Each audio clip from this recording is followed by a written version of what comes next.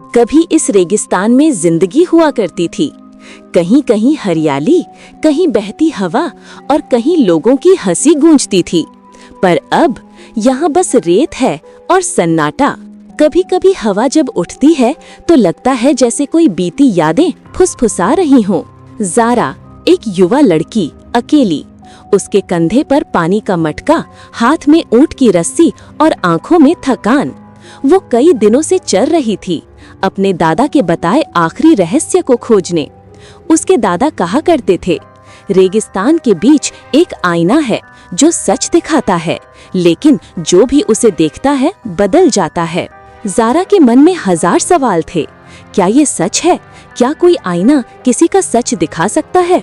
पर फिर भी उसके कदम रुकते नहीं थे। हवा के झोंके के साथ उसके दुपट्टे की छोर उड़ती जाती। ऊंट की चाल सुस्त पर स्थिर। सूरज ढलने को था जब रेत की लहरों के बीच उसे एक चमक दिखी। वो रुक गई। रेत के नीचे कुछ था, कोई धातु की चीज जो रोशनी में झिलमिला रही थी। वो झुककर रेत हटाने लगी और कुछ ही पल में उसे एक पुराना आईना मिला। जंग खाया, किनारे टूटे हुए, पर अजीब सी ऊर्जा उसके आसपास फैली थी। ज़ारा ने हल्के से उस पर हाथ फेरा, धूल हटाई और उस पर नजर डाली, लेकिन उसमें दिख रहा चेहरा उसका नहीं था। वो चेहरा किसी और का था, एक खूबसूरत औरत का, राजसी पोशाक में, पर आंखों में गहरा दर्द। आईने से आवाज आई, मुझे आजाद करो। ज़ारा का दिल धक धक करने लगा। वो पीछे हट गई, पर आवाज और गूंज उठी, तुम वही हो जो मुझे मुक्त करेगी। ज़ारा के चारों ओर की हवा भारी होने लगी, रेत घूमने लगी, सूरज की रोशनी नीली पड़ गई। आईने से एक किरण निकली जिसने सब कुछ रोशन कर दिया। ज़ारा बेहोश होकर गिर गई। जब वो जागी सब कुछ बदल चुका था। चारों ओर अंधेरा, टूटी दीवारें, हवा में अजीब ठंडक। वो किसी पुराने महल के खंडहर में थी। आईना अब उसके हाथ में साफ और चमकदार था और उसमें वही रानी दिखाई दी, मुस्कुराते हुए। अब तुम मेरी दुनिया में हो ज़ारा। ज़ारा कांपते हुए बोली, कौन हो तुम? रानी बोली, मैं वो हूँ जिसे दुनिया ने भुला दिया और अब सिर्फ तुम मुझे याद कर सकती हो। महल के गलियारों में नीली रोशनी तैर रही थी। रानी धीरे धीरे आगे बढ़ी। मुझे श्राप मिला था, मेरे आईने में मेरी दुश्मन की आत्मा कैद है। अगर तुम मेरी मदद करो तो मैं तुम्हें सब दिखाऊंगी। ज़ारा उलझन में थी। वो कहती है, मैं कैसे भरोसा करूं? रानी मुस्कुराई, आईना झूठ नहीं बोलता। और फिर उसने ज़ारा को एक नीला क्रिस्टल दिया। जब समय आए इसे आईने के सामने तोड़ देना, तभी सच बाहर आएगा। ज़ारा ने वो क्रिस्टल पकड़ लिया। जैसे ही उसने ऐसा किया, आईने में तूफान उठ गया। एक दूसरी आवाज गूंज उठी, झूठ मत सुनो, वो रानी नहीं, वो आत्मा है। ज़ारा डर गई। रानी चीखी, मत सुनो उसे, नहीं तो सब खत्म हो जाएगा। महल की दीवारों में दरारें पड़ने लगीं, नीली रोशनी लाल हो गई। आईना कांपा, जमीन पर गिरा और दो हिस्सों में टूट गया। हर टुकड़े में अलग चेहरा, एक में रानी, दूसरे में ज़ारा खुद।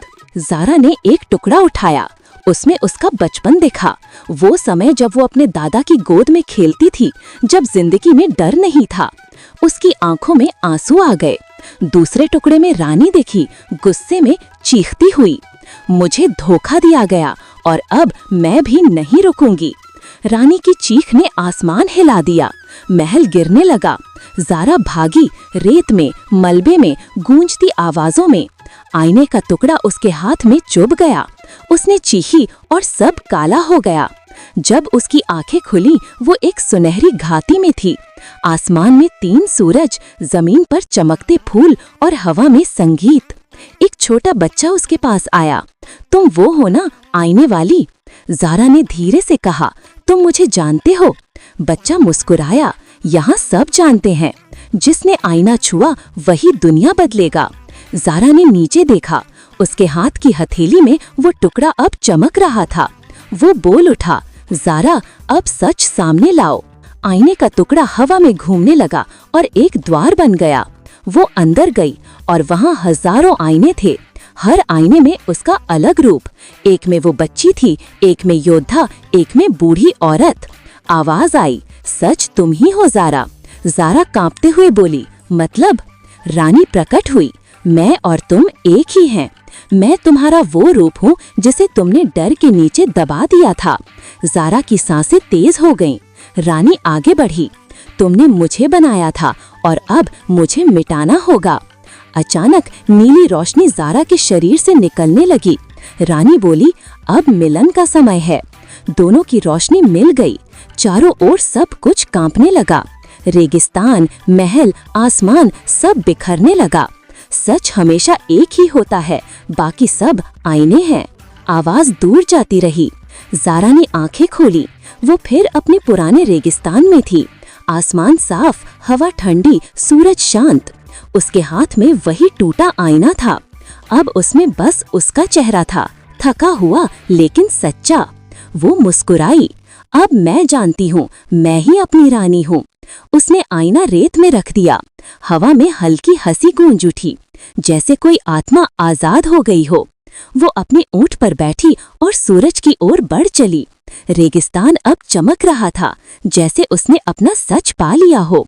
और कहीं दूर रेत के नीचे वो आईना फिर झिलमिलाया, मानो एक नई कहानी शुरू होने को हो। Thank you.